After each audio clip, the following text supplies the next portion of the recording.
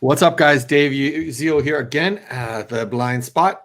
I got a familiar face in the top right corner, ROBYN Goldberg. Thanks for joining me again. And I want to introduce SHIRA ADLER and TODD DEWITT. Today's topic is going to be about all things CBD, and we'll talk a little bit about marijuana itself. I'm going to let everybody introduce themselves except ROBYN, because most of you guys already know ROBYN.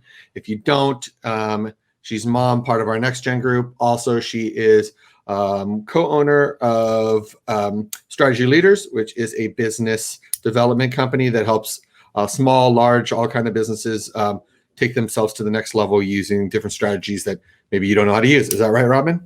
That's right. Okay. I also run a cannabis association, so that's probably my link here. Okay, so that's probably a good idea. So, ROBYN, let's actually, you know what? If let's talk about that first, and then you can introduce. We lost Todd, but I believe that we're going to be able to bring Todd back when he gets back. Hi, Chad. We saw you. So, all right, ROBYN. So, talk about the association. Sure. So, I run a cannabis association called HempCan. SHIRA is one of our fearless original members. Hopefully, a board member. We're still working that out. And Todd is also a member, so when he comes back. So we are an association that brings together business owners in the cannabis space. So that's not necessarily people that just touch the plants. It could be like manufacturers, things like that. And business owners who want to get in, and we help them make the connections. We used to pre-COVID had like monthly meetings, and we were working on a conference out in Chicago or in Illinois. And so we're kind of on hiatus right now, actually. Awesome. Why did you decide to get into that space? So we saw a lot of, from the strategy leader side of things, we saw a lot of opportunity. Obviously, it's a rapidly growing industry, but additionally, we saw a lot of business people and owners getting into cannabis without really much plan, and then kind of everything blowing up. So we wanted to figure out how to make those connections so that people could build stronger businesses. And we figured that HempCan or an association was the best way to do that. And then it's run out of the strategy leader's office, so it's backboned by my whole team. Awesome. Thank you very much. Yeah. SHIRA, how about you tell us about yourself? So I am very honored to work with ROBYN, and I've met Todd, and so I love being a part of the hemp and cannabis industry here. I'm in New York County, actually. I live in South Salem area, and I am an author, speaker. I actually started a holistic health and wellness company. It's not just CBD, but I was a very early pioneer to introduce into holistic health products, namely an aromatherapy series. I tied into cannabinoids and flavonoids years before anybody even knew what CBD stood for. And so I'm very honored to be kind of a voice in the industry. And I'm also the author of the ABCs of CBD, the Essential Guide. And I'm also the vice president of the New York chapter of Hemp Industries Association. Well, you've got a lot to teach us today, so we'll go back to all that. Todd, thanks for joining us back. I know you're having some connection issues, but tell us a little bit about yourself. Oh, I apologize, guys. My reception is absolutely not good. So I'm getting very static back and forth with you guys. It's the worst. Not a worries. Can you tell us a little bit about yourself? I think we might have lost him. I apologize. I'm actually probably going to drop off so this goes a little smoother for you guys. It's just not working for me. That's not a problem. Thanks, Todd. Sorry about that, buddy. All right. Retrograde, man. That's the whole other holistic side and metaphysical side. I can tell you all about why that's going on. But here we can. I'm gonna let you talk about that a little bit later. So why don't you just give us now that it's just you, SHIRA, so you're gonna take the brunt of a lot of my questions. Sure. As many know that either follow me or know me personally, I've been going through PTSD for the last 2.5, almost 3 years, and you know, I've been doing the EMDR therapy, which has been wonderful. Yeah. I remember when my therapist first introduced me to it, he basically described it as you have a drawer full of junk. Everybody has one at home. It's like your stapler, your you know, pens, your stuff that you don't need all the time, but when you need it, you need to find it. And what EMDR has done for me was kind of organize that which is in my head. So all the different thoughts that I have, it lets me understand or organize things that don't really matter to push back to the back of my brain or back of the drawer per se, and then what matters, bring it to the front. And was great. It's been helping me. But what I really found out that helps my anxiety so much was CBD. And I realized that I initially started doing drops in my mouth and didn't really feel much per se. I started taking a little bit more and more, but then I started smoking it through a liquid form, and that's what I felt calm me down the most. Robyn sent me some gummies, which really worked, and I really like those. But I found that smoking was really good. So the goal, like I said, about this podcast is to talk about CBD. So if you want to give us a little bit of background of CBD, that'd be great. Yeah, and by the way, I'm totally in your corner. I'm very familiar with EMDR because my background is actually as clergy, and I have a lot of training and worked in mental health hospitals, and PTSD is one of the areas of my specialization. So if people don't know, it's eye movement desensitization and reprocessing, and we'll talk about that because it's one of the modalities I highly respect. But you're right, all of those therapeutic modalities that are designed to kind of connect our subconscious and our conscious and our experiences and what I call cellular memory. To me, plant-based medicine is actually one of the most significant fundamental layers of where we can begin through healing, through wellness and well-being. And PTSD is an expression of certain experiences. The cannabinoids, those little groups it's a group one of several that exist naturally in the cannabis and hemp species. And for the sake of this conversation, cannabis is one species, but hemp is one iteration of that. So it depends what state you live in, what's legal, what your comfort level is, what your lifestyle indicates. That's how you know where you fall within which kind of product, the delivery method, etc. But for the sake of the argument, both sides of that plant, both versions of the cultivars have this group of chemical compounds called cannabinoids. CBD is the one that's most typically discussed next to THC. They're the counterparts. They're the yin and the yang, and they exist in both cannabis and hemp. But in the hemp side, it's they're cultivated, the genetics sort of limit it to less than 0.3%. Otherwise, it's hot hemp. It wouldn't be legal on the hemp side. So in most states or over-the-counter kind of lifestyle products, we're referring to a full spectrum. If you're talking about CBD, you might be referring to just the chemical compound of cannabidiol, which is what CBD is short for, or you could refer to it as the entire product, which is probably more of like the full spectrum hemp or cannabis extract, which has combinations and different ratios of CBD plus CBN, CBG, all the cannabinoids, all the terpenes, all the flavonoids, all the essential enzyme parts of the plant. That's what makes a full medicine in my book. But we also, my company, Synergy by SHIRA ADLER, is dedicated to modern alchemy. So we actually observe and honor the ancient roots of medicine, but with cutting edge scientific technologies that allow us to enhance and fine tune what we're doing, who we're doing it for, how it works, how to take it. Very cool. Hey, Todd, thank you for coming back to us. I know you're having some internet. It's all right. I need some CBD. I probably need to do something more than CBD at this point. And, I think this is a great lesson on how to control anxiety. And, working from home is definitely a new experience for a lot of people. Yep. Family is running around me like crazy right now, and I'm trying to get them quiet. So yeah. I apologize if there's interruptions beyond this. No, don't worry about it. Listen, hey, I think all of us sitting here, probably other than me, because I run a company that's 100% home-based. All my dispatcher reservationists work from home. But the hard part they're running into is having the kids around all the time now. So that's where the difficult part of it is. But Todd, we didn't give you a chance to introduce yourself. So how about you give us a little bit of background? Sure. So thanks for having me back for the third time in the last 5 minutes, I think. But yeah, no, I really appreciate the opportunity. I'm a founder of a CBD company called LEVIN CBD or LEVIN Cannabidol. We actually focus a little bit differently on our products than SHIRA does, and in an effort to educate and probably what we'll talk about a lot in this conversation is destigmatizing or reducing the stigma around CBD. We specifically have 0.0% THC in our products.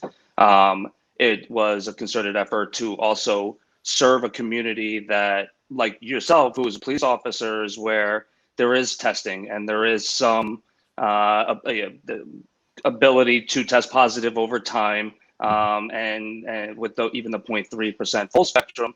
So we wanted to be very careful and minimal in our approach. So we use CBD isolates, we use CBD distillates with 0.0% THC. That's something that we focus on initially. And really, we thought from a branding perspective of our company that we would focus on the education side of it, and by being as minimal as possible and kind of American made, it really helped that conversation. A lot of what we do in our industry, I think, most importantly, is try to talk about the product as much as possible. And simplicity is probably one of the easier things to talk about when you talk about the minimal inputs and minimal products and all natural products. And SHIRA does a really great job at that herself, because there's so much science and education that goes into this that we also have to dumb it down in some ways too, right? So it's really hard to be able to talk intelligently and also be able to share information to a larger audience. So that's what I'm trying to do as well, and I appreciate where SHIRA started. Well, I appreciate both of you guys for being here. So we'll kind of just jump into it. Todd, I for both of you guys, I looked through you guys' website and got to know each other, got to know you guys a little bit. And I kind of wanted to start with Todd because one of the things you brought up was the fear for a lot of law enforcement officers and guys that are in the public sector, or I'm sorry, the private sector, public sector, they have to do drug testing. And I promote using CBD to all my friends.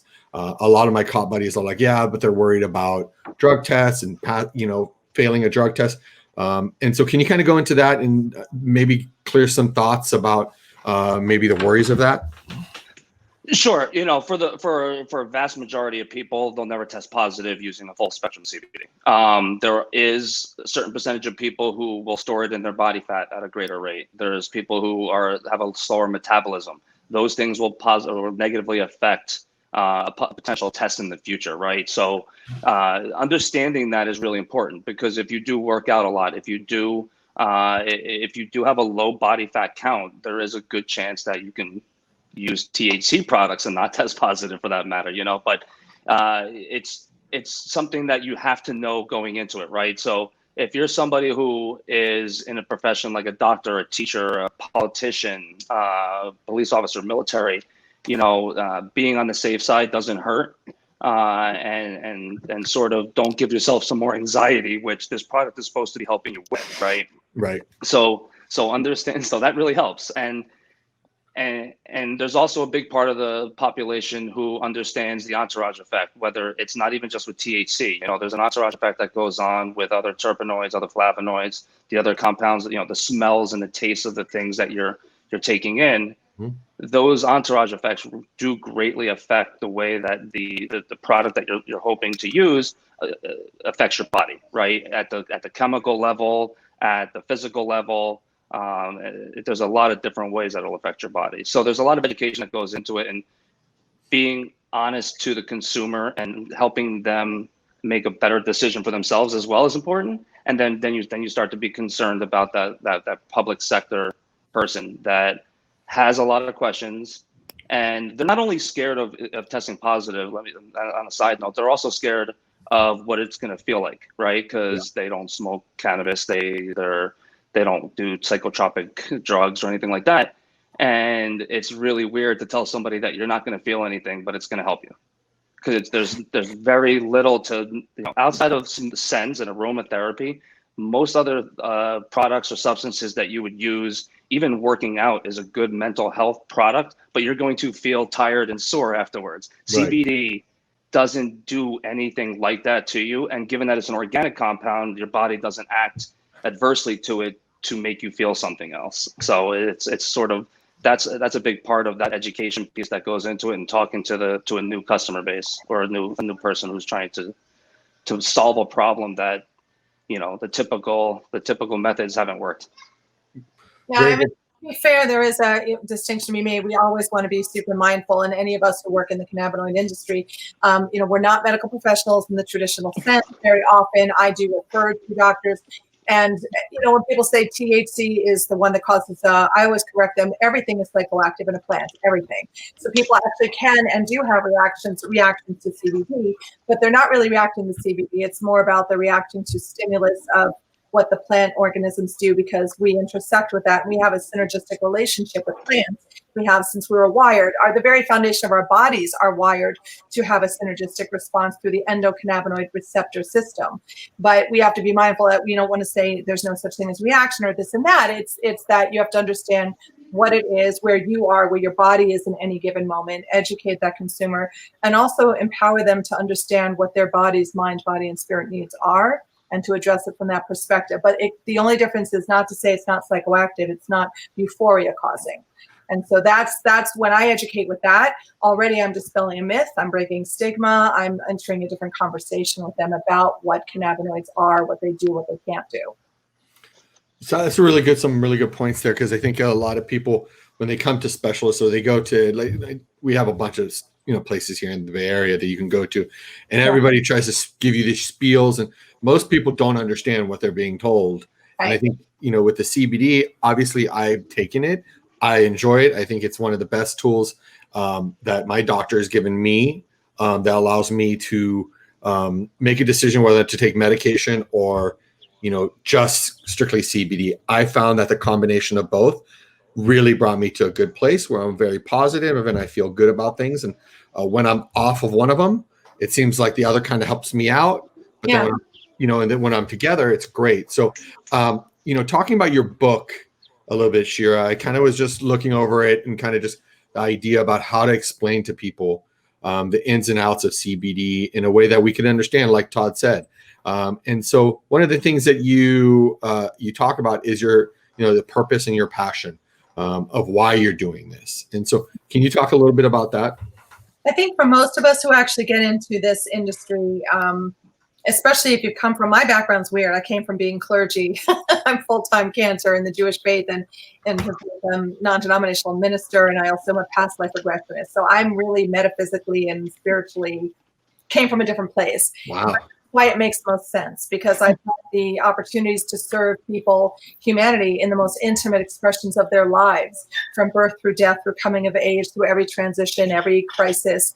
Next to a bartender, your clergy or your spiritual counselor is probably your BFF. Mm-hmm. So I found that there were through lines. I've always found that there are through lines for where people are struggling, where their needs are not being met. And I was trying to address that need besides a one-to-one conversation or an experience. What can you do? And then it got very personal for me, because my own children were struggling, as a lot of kids do, with a lot of pressure on me as a single mom to medicate my son and to medicate for the sake of staying in the regular schools. Or both my kids actually have hardcore PTSD diagnoses, which means they also had all the things that go under it, the anxiety, depression, we've been through a lot. They have hospitalizations. That's how also I've worked, not just professionally, but personally. I was very intimately involved in mental health facilities and seeing what they do well and what they really, in my opinion, don't do as well. And so it became a question of life and death for my kids, because I didn't want them on a lifetime of medication, because I saw that while it works for some for a period of time to some extent, the amount of side effects and the challenges we had and the stigma that goes with it were just daunting. And so to me, it made sense. It was part of that yes and conversation. What can I do to alleviate my kids' struggles and to let them be these genius, beautiful, creative, out-of-the-box kids? Can't imagine where they get that energy from. Let them live the lives they're meant to live, truly vibrant wellness. And we weren't anywhere close. And it took me a long time, but I got them off of all their meds using cannabis. It's why I started the company. It's why I wrote the book.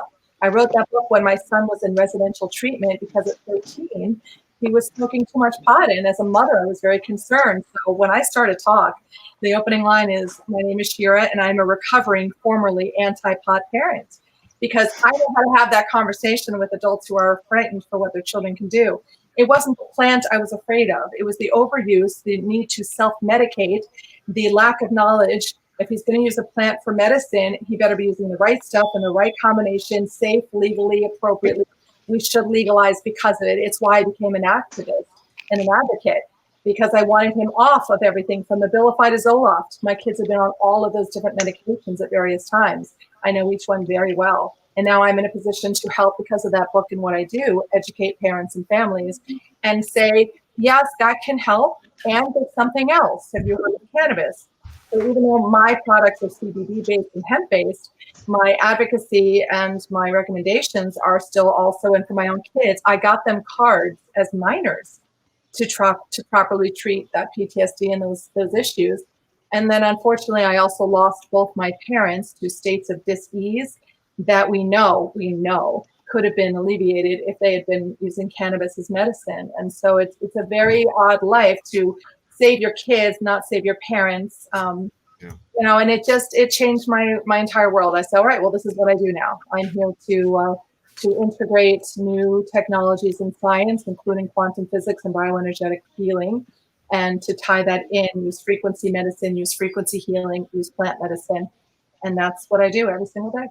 That's an amazing story. And I, when you talk about your kids, I think one of the hardest things for me as, you know, a 40-year-old man, or I was 38 or 37 at the time, you know, I just got out of law enforcement, situations happened, whatever. And then I got out and got diagnosed. The first thing the first 6 months was, I felt like I was walking around with this like label on my head, and like, I'm fully tatted up. And so like, I honestly felt like I had like this tattoo on my forehead that says I have PTSD, which was like the stupidest thing in the world. Like, and now that I'm feeling good, it's still kind of one of those things that, you know, it's easy to talk to people who understand it. And so I can't even imagine children who are running through this, how they manage those feelings, because it was bad for me.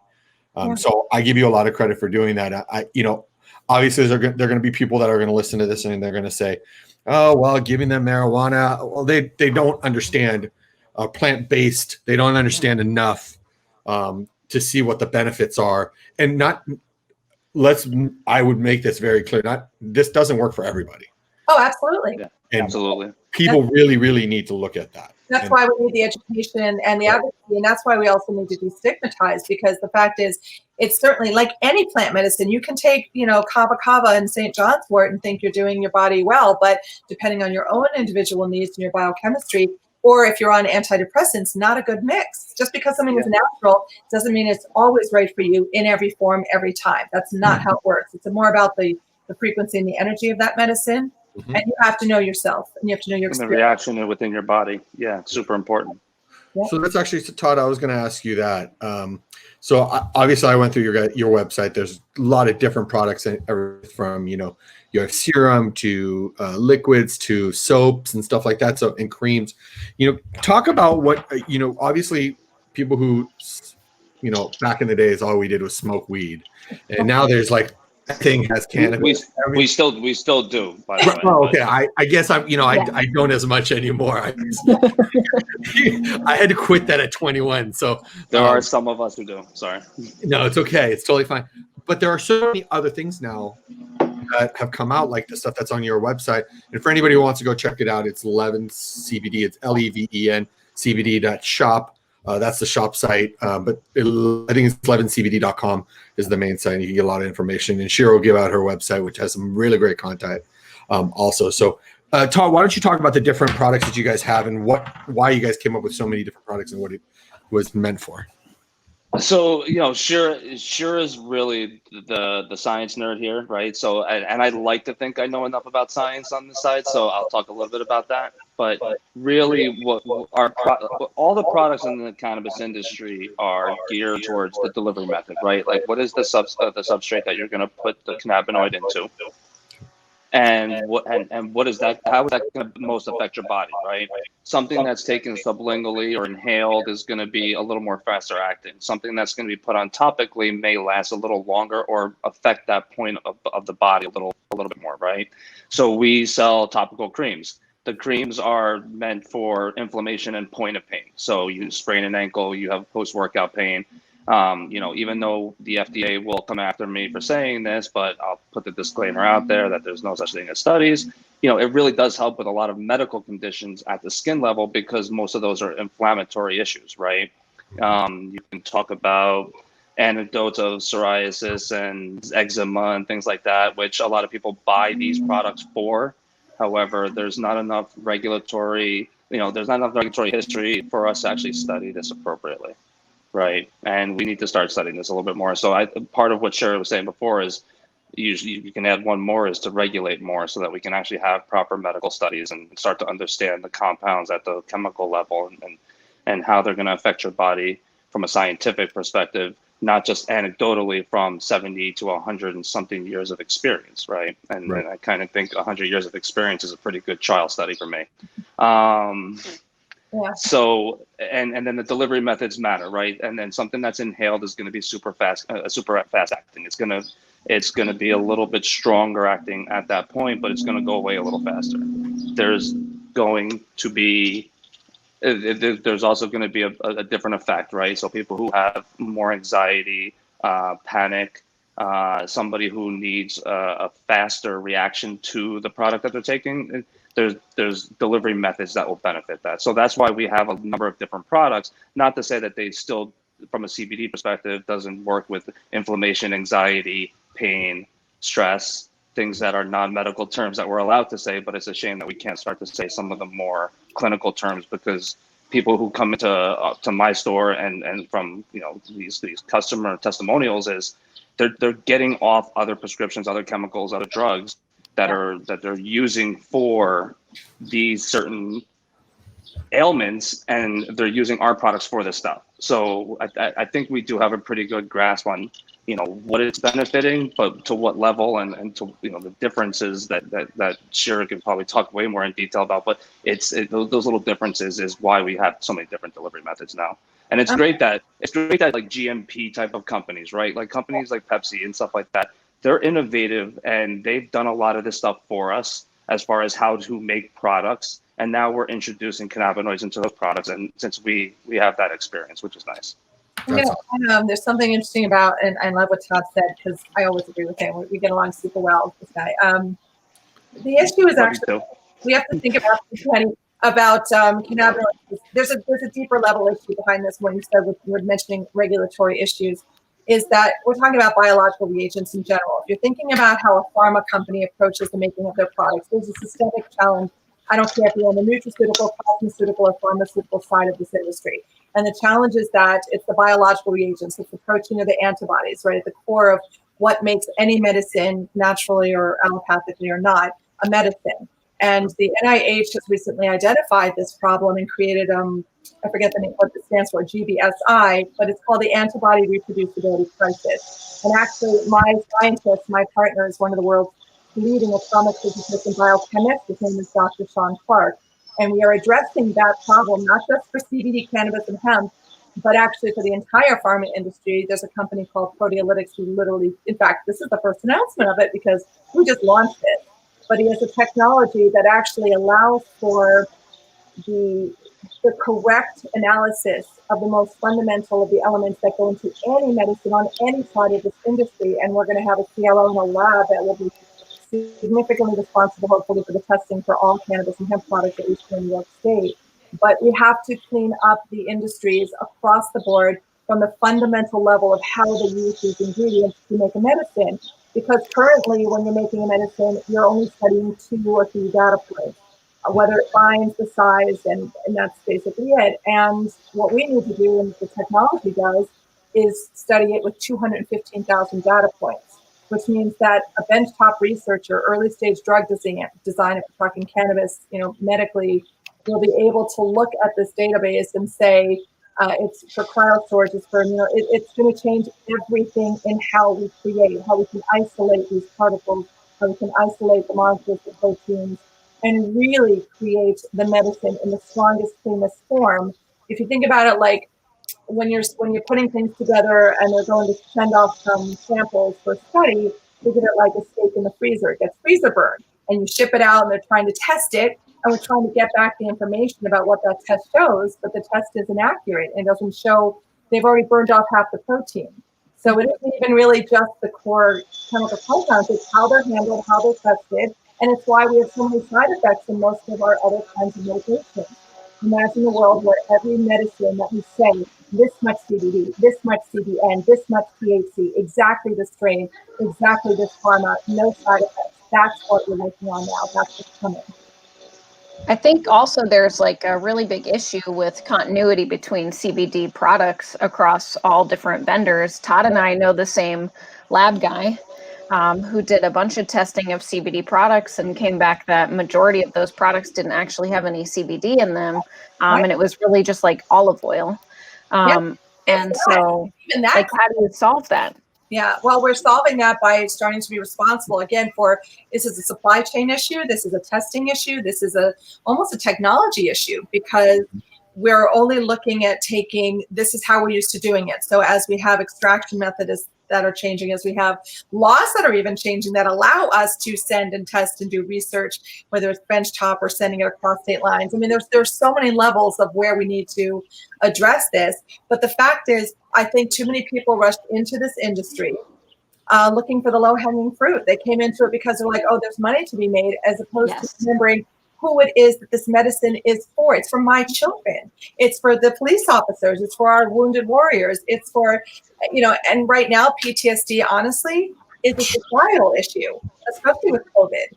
So we have to start all over. I really do think that we need a complete reboot. And I'm honored to be working with a lot of people that are launching things that are significant, not just for one type of product, but for the entire industry. Remember the why, the deep why. It's about the people. The plant and the people must have a synergy. Yeah, I mean, I can speak only for myself and actually for a few people. I think, like you said, PTSD, after all this is going to be said and done, is going to be a term that everybody, acronym that everybody's going to be using because they're going through specific, hi, Chad. I love Chad. Our families walk in the middle of it. At least we all have pants on, right? I mean, yeah, luckily he had shorts on. God Thank God. Those are more of a. I thought that was going to be a TikTok video, to be honest with you. I was waiting to start dancing behind you or something. Yeah, that would be so funny when my wife has to work at home and I'm off already. But no, it does go back to the idea of for what we're going through fourth month now of COVID-19, and I think that there's going to be some periods where, like I said, PTSD is going to be an acronym everybody throws out. And how do we deal with that? Because I can tell you that I'm not the happiest the fact that I'm taking Lexapro. I'm 20 grams of Lexapro. It's not because it doesn't help me. It's because I've always wanted to try to not take medication. Obviously, it's helped me a lot. But you brought up, Shira, something about figuring out compounds and the medicinal side that could help me maybe take myself off of that. Yeah. And that's kind of a selfish reason why I wanted to do this podcast, is because I want to find a way to get away from the typical, 20 milligrams of Lexapro or Zoloft or other things. So for somebody who is going through, what kind of advice would you give to start to figure out what works for you and what doesn't? It's a conversation you have to have first within your own body, then with your doctor, because if you are going to make a change, I get a lot of people that reach out to me that want to consult with me, and the first thing they said is, oh, I'm going cold turkey off my medication. Please don't do that. That's irresponsible to what your brain, how it adapts, especially not so much Lexapro, but Lamictal. Big warning on that one, because it has very serious side effects if you don't titrate incredibly slowly. And so that's the first order. Make sure you're being responsible to yourself, to your practitioner, having the honest conversation. Then you need to evaluate your lifestyle. You really need to see what kind of products are you comfortable with. Had you ever considered medical cannabis, or are you strictly looking for the full spectrum hemp, or some combination thereof? I do recommend a combination approach depending on the type of diagnosis. Again, as a spiritual counselor, not as a medical professional. And yet I have a lot of experience for a lot of years now, especially with those kinds of conditions. I do also know of another, again, it's a yes and. I want to know about your lifestyle, your diet, your habits, your diagnosis, how long you've had it, what you've been on, how long you've been on it, right? There are all those factors that have to be evaluated. It's even muscle testing, something as simple as when you look at a certain product, how is it resonating? Do you think you're going to take it? Will you be consistent in it? Will you keep a promise to yourself to take it? Because if you won't, it doesn't matter if it looks good or sounds good or works for your friend. It matters that you're going to step into your own power and say, yes, I'm willing to try this journey. And I actually also tie in a new modality, again, there's literally quantum physics, quantum device. So I hit people from all angles, and it's the cannabinoids being the cornerstone, but not the only thing that I do. Because I think that it's a lot more to uncover and to look at the holistic person and to address those challenges. What are your Yeah, thoughts? there's a lot of other things that you would include beyond cannabinoids. You know, when we, you know, there's so many products that we give up. You know, we pass without thinking about it. You know, the scents in our soaps and our body soaps, the cleaning agents that we use, that we sleep on every night. Those positively and negatively affect the chemistry that in your body from a aromatherapy perspective. You know, there's things like that would also be, that would help in reducing and or weaning. And again, like Shira said, you have to talk to a doctor. And when we say talk to a doctor, it's not because of the legality of it. It is and it isn't. But it's also talking to somebody for support who has a scientific background, who has experience with biology and can talk to you about your body intelligently, right? And there's a lot of people in our industry that can't talk to you enough about that. That would be irresponsible for us, but we do know how our product will interact and or work with the routine that you're going to go into. I started with aromatherapy in 2011, and that was my company was before cannabinoids. And the reason I did that is because it is certainly something you can incorporate. Of course, you want it to be high vibrational frequency. You know, I work a little differently with them. I want them in the aura field, and your olfactory sense, because the olfactory sense, the sense of smell, is the trigger for memory and for cellular memory. So that's why I do it that way. I had sprays forever ago. But it's the foundation of where it's the limbic system. You know, it's how we formed as humans. It was our sense of smell was our first. But besides the chemistry, don't forget there's an emotional and spiritual, there's a tactile response that isn't based in the chemistry of the brain. It's not a touch, taste, or smell. What about eyesight? What about hearing? That's not a chemical interaction, but it's still an interaction. That's your vibrational field. That's the energy field. And I do put that out there because I want people to start thinking differently about what they take and what they're using and how they're feeling about that, because it actually impacts the efficacy itself. So I use kind of like a whole, for someone who isn't a professional, right? I don't want to use the term user. I'm a patient, right? I kind of have like a full body concept for like CBD and THC. I'm a medical patient, so people know that I smoke. It's not a surprise.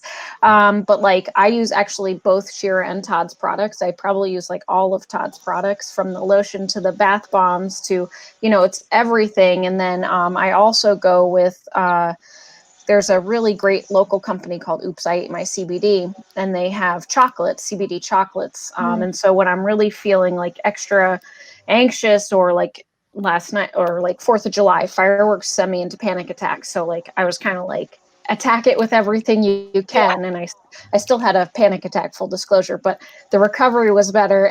And so it's really all about like what works for you. And Dave, I still do take an anxiety pill, like a medication. It's just an emergency, like when I'm feeling extra and I need it, right? Versus like I need it all the time. But it took me really experimenting and trying different products and figuring out what worked for me, versus just kind of like cutting things out. And you have to give, what I think like people don't give enough time for CBD is that you need time. You have to keep trying it. They're also not understanding that CBD, being part of a plant series, it's not a drug, and it doesn't work that way. It's not about correcting or adjusting a symptom. It's about correcting and balancing your ERS, your endocannabinoid receptor system, which means that if you have, so people don't understand, the ERS regulates and balances all of your other systems. So whether it's musculoskeletal or respiratory or digestive or anything else. So it's about bringing it back into homeostasis, because no state of disease can grow without, you know, if you're not in homeostasis. But to do that is so unique to every single person. It's just not something that you can, that's why, you know, to treat it like a traditional pharma, put a dosage and a recommended, everybody is so unique. So at the end of the day, it's still about, you have to listen and trust and know your own body and your own responses. And yeah, maybe you'll still have a panic attack, but the panic attack will probably be less in duration. And of course, we know certain things are going to trigger it. We can anticipate what those triggers might be, you know, et cetera. But it's an ongoing evolution for yourself with what you take. I want to make a comment about a couple of things that Shira has been talking about lately, and kind of relate it back to the cannabis industry in general too. You know, it's amazing, and I guess it's because of the visibility behind our industry. It's amazing what our industry is doing for the medical industry in general.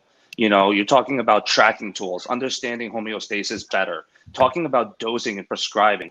You know, our clinical trials are what create dosing and prescribing, you know, and those clinical trials are probably done in an inefficient way, you know, understanding how these chemical compounds interact with each other down to 215,000 different combinations is amazing, right?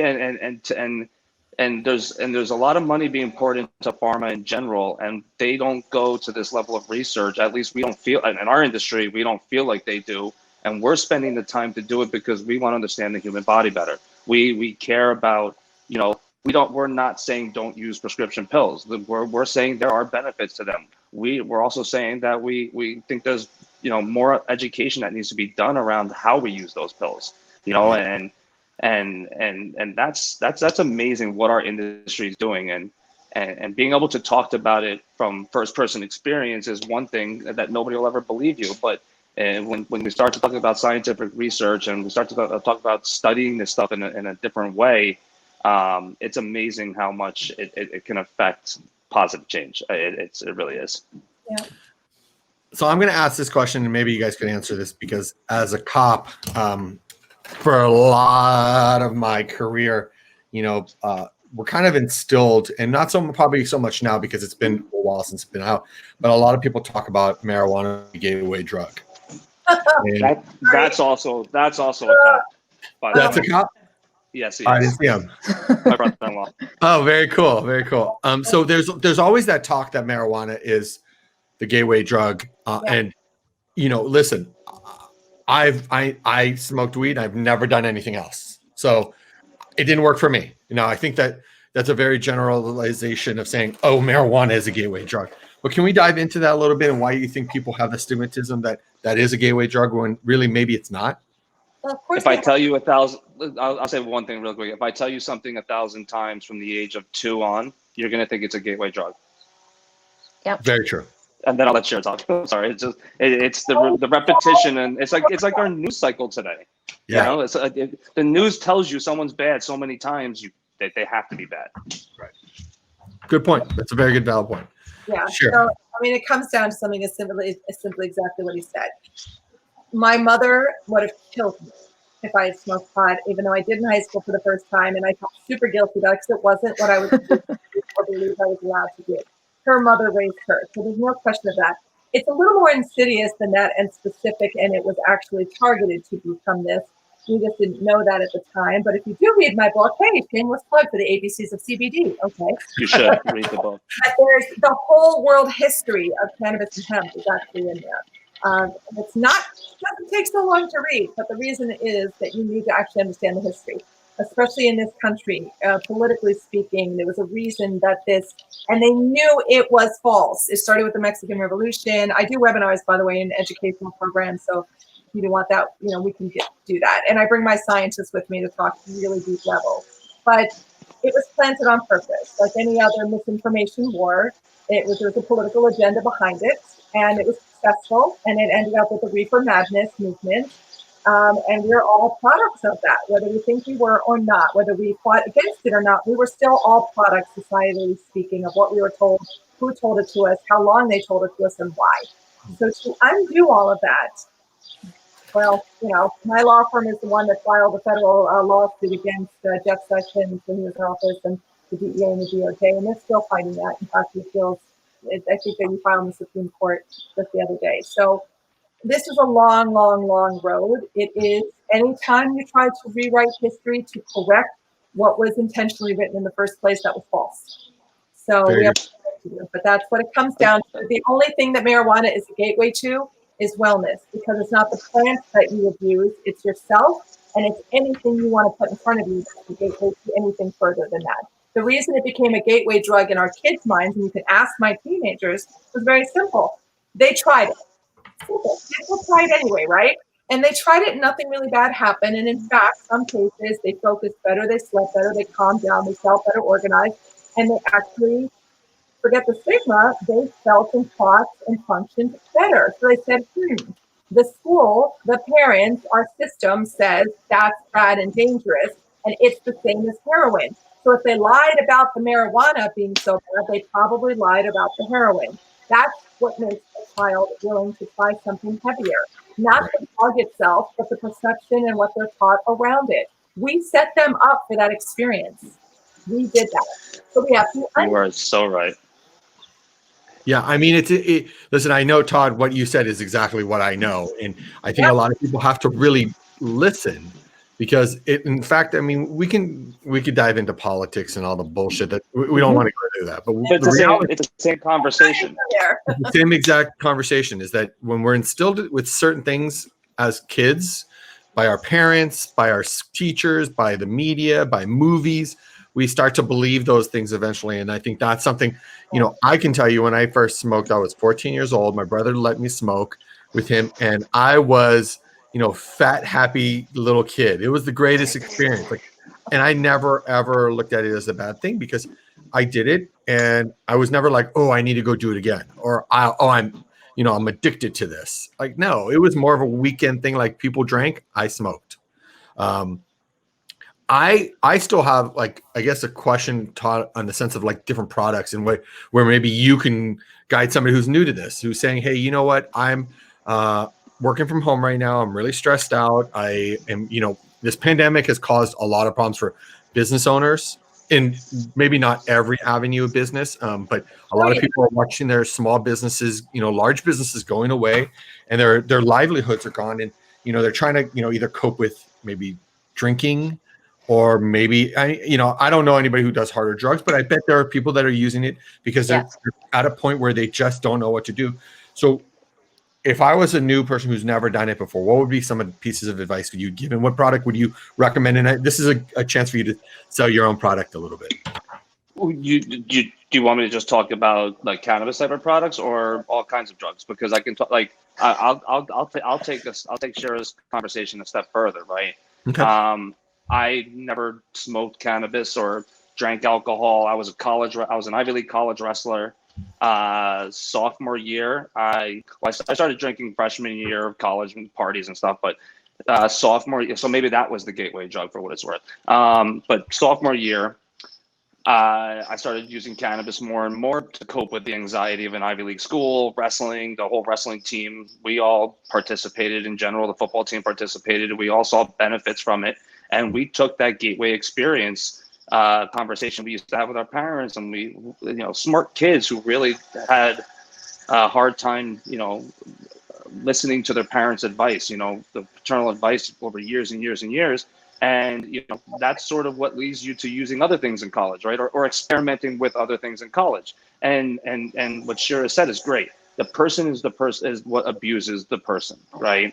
It's the person who pulls the gun, the trigger on the gun, who's the actual shooter, right? The gun doesn't just shoot itself, and the gun doesn't necessarily need to be in certain circumstances, but a person who's licensed, not illegally licensed, knows where those circumstances are, right? Same thing with our industry. And starting to understand other psychotropic drugs is also a benefit. There's a big movement right now to decriminalizing and legalizing psilocybin. There's a company already studying it legally, which is great. There's studies overseas that are being done in Israel and Europe in general. There's tons.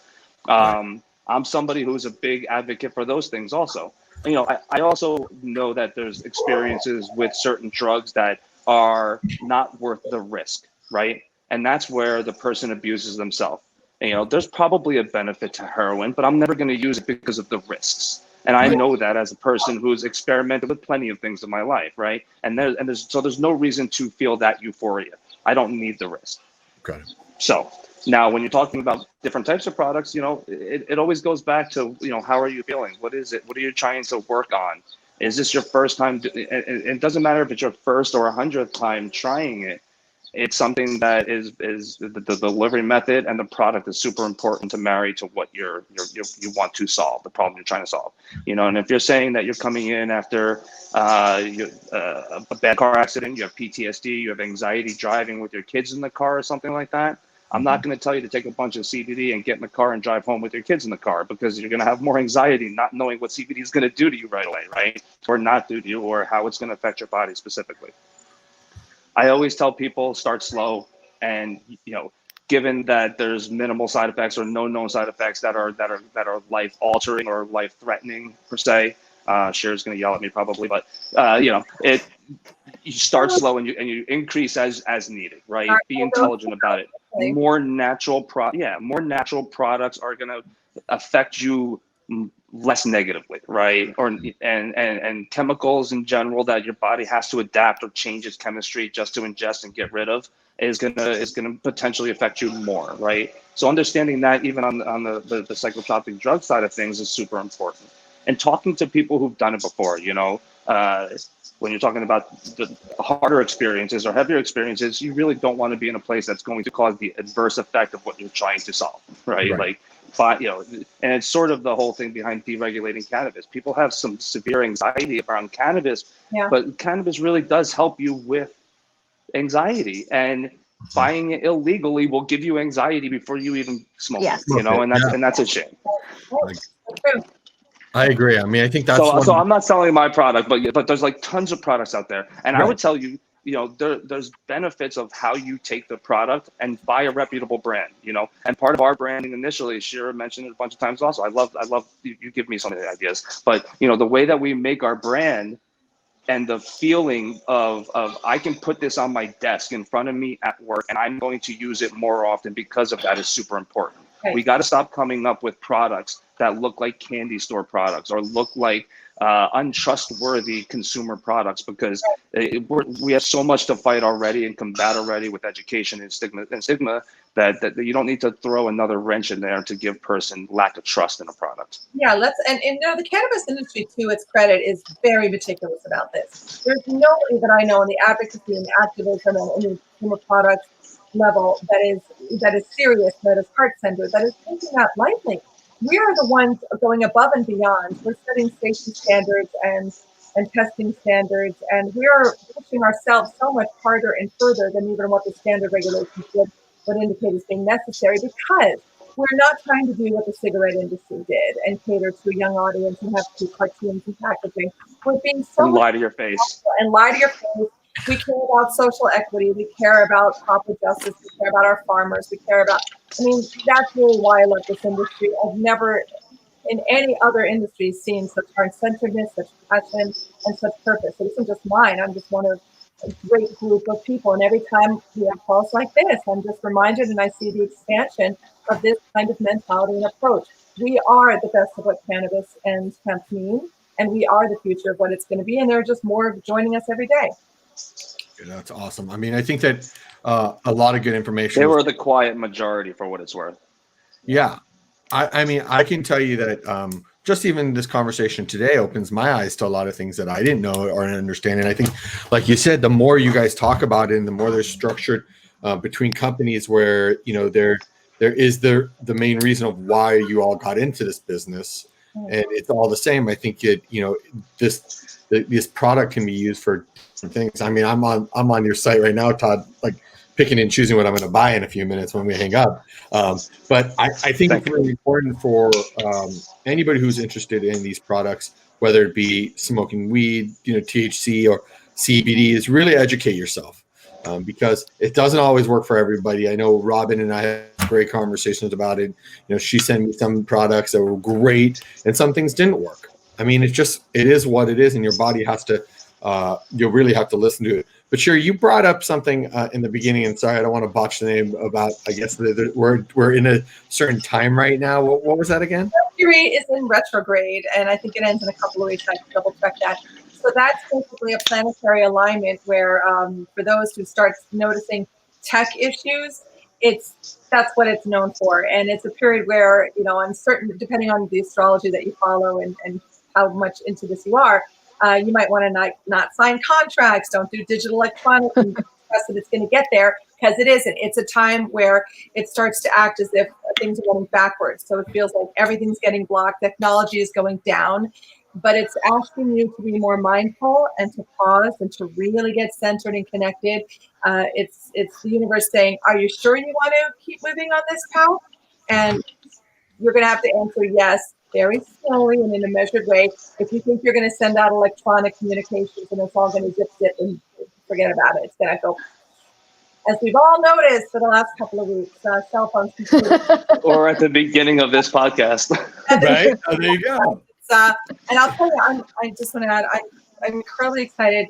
My website's about to change dramatically. A lot of what I do is about to change because of this biopharma company that we're working on and my incoming scientists. I mean, I cannot even, it was a sneak peek. I was going to officially announce it, but it's pretty exciting because Dr. Clark, his spiritual name is Medici, is one of the world's top, like leading top atomic physicists and biochemists. And what that man knows with genetics and formulations, what we're doing with the product line, bringing his products under House of Synergy is going to be so mind-blowing. It's a new era, and he's one of the genius brains in this entire world. So I got him. We're working on stuff, and it's incredibly exciting. So, yay! That's great news. That's Yeah. awesome. Yeah. I think that again, you know, I bring back just having conversations. It's really important. And, you know, I know you guys, the changes that every state are making towards legalization of things, I think it's going to take time for all 50 states to eventually legalize. I think it's just one of those, you know, it's that stigma that a lot of people have, and hopefully in due time, because I know here in California, I'm thankful for it being legal because now it's one less stress I have to worry about when I need to get it. Yeah. Like you said, Todd, I think it's a lot of people who may be in different states. And, you know, if I could give any piece of advice, please check your state's rules. We're not saying to go break the law to get these products unless that's something you want to do. That I don't want, that's nothing to do with me. You don't have to. There are a lot of great products that you can do. It's a yes and depends where you live, who you are, and what you need. But if you have a strong enough desire, you don't have to break the law to take care of yourself. That's the beautiful part about what we're saying. There, you can do what you need on so many levels and in so many places. Just make sure the brands are reputable. They really know what they're doing. They're, you know who the companies really are. No more anonymous big entities that get money from somewhere that do something, but you're not sure. Like, that era is ending. This is about authenticity, transparency, and integrity. Also, read your ingredients. So, like, if you're in a store and you see something that's like CBD shampoo or whatever, read the ingredients and really, like, do your research on those products. Don't just buy them because they say CBD or even hemp. Just do your research. Yeah, hemp seed oil is the greatest one ever. Yeah, you're like, we're not taking your tea, but we're not adding the stuff into a smoothie. So, all right, so we're about to wrap this up. So I want to thank you all for being on here. I'm kind of starting a new thing right now, and so you guys are going to be my victims of it. So I'm going to throw you guys on the spot. Give me one thing you want people to leave with if they took anything out of this. Todd, you go first. Know your products, understand what you're buying, and understanding what the effects that they have on them, on you, and ultimately, you know, you as a person can affect yourself the greatest. Know what you're doing and know why you're doing it, right? And I think that's the one thing I think is what got me into the industry, is what's keeping me passionate about the industry. It's why I'm really happy about serving a customer base. Because they find that valuable. Awesome. Shira. You as an individual are not a physical person trying to be spiritual, right, and get yourself organized. You are a spiritual being having a human experience, and you are entitled and deserving, and you chose to come in at this time to really achieve vibrant wellness and well-being. In order to do that, you have to be your own best advocate. So get educated and start learning yourself better. Robyn. Mine is for cannabis and hemp related business owners. Really work on your brand story and what you stand for and what you stand behind, because that's going to be imperative going forward to grow and really represent the industry well. You have a duty to do that. See, it wasn't that hard. Good job, guys. Thanks for that. And what about you? What about you? Can I turn it on you? You can turn it on me. Give us a one-liner. What do you think is the most valuable part of our conversation that we've had with you? There's a lot. My mind is going crazy right now because there's a lot going on. But He also doesn't take notes, so I don't take notes. See? I play with things. I will say the biggest thing, yeah, exactly. I think the biggest thing for me that I took from this is that educate yourself. It's really important. And when I said that I want to get off of Lexapro eventually, it's not, I'm not going to go cold turkey, but I really do believe that there's stuff out there that could help me wean myself off medication that maybe I have to take every once in a while, and educating myself will allow me to do that. And again, like Shira said, I have to be my own advocate because if I'm not, who else is going to do it for me? So that might be the two things. Sorry. Last, let's figure out where we can find you. Shira, you go first. Where can we find you? So the products are on SHIRAsynergy.com, although the company name is Synergy by Shira Adler. So SHIRAsynergy.com. I'm on social at the one Shira Adler, THE #1, and my full name. And of course, please opt into my newsletter and find me on ShiraAdler.com as well. Thanks, Shira. Todd. LevinCBD.com.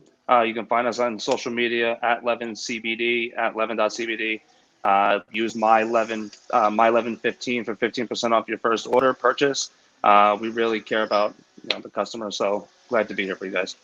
And Robin, everybody knows where to find you, but just in case. Well, you can look me up, Strategy Leaders, but the best way to get a hold of me is probably Instagram. I'm such a millennial. It's at ROBYN, ROBYN, Power Girl. That's the best way to get a hold of me. Right. Well, thank you guys so much for being on this podcast with us. Everybody have a wonderful day. Everybody, thanks for watching The Blind Spot. You can find this on a Tuesday coming up soon. Have a great day, guys. Bye, guys. Thank you. Bye, everyone.